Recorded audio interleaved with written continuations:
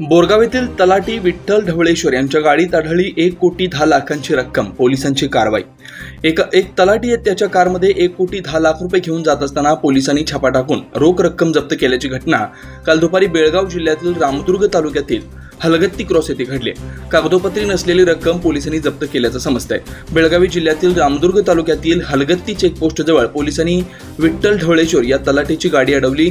त्यांना तलाठीच्या गाडीत 1,10,00,000 रुपये सापडले व ते जप्त केले।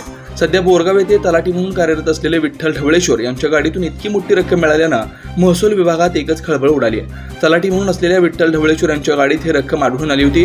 ढवळेश्वर यांच्या गाडीतून इतकी मोठी रक्कम नेण्यात येत असल्याचं गुप्तचर विभागाला माहिती मिळाली होती। ही रक्कम बेळगावमधून बागलकोट येथे नेण्यात येत असल्याची माहिती समोर आली। रामदुर्गाचे डीवायएसपी एम पांडुरंग यांच्या नेतृत्वाखाली ही कारवाई करण्यात आली। ही घटना रामदुर्ग पोलीस ठाण्यात घडली असून ही रक्कम कोणाची याचा तपास अधिकारी करतात।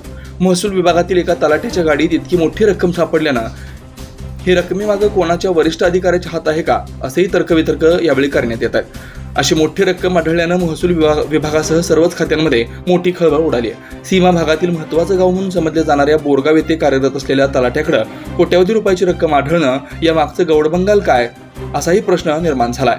बोरगावहून प्रतिनिधी अजित कांबळे।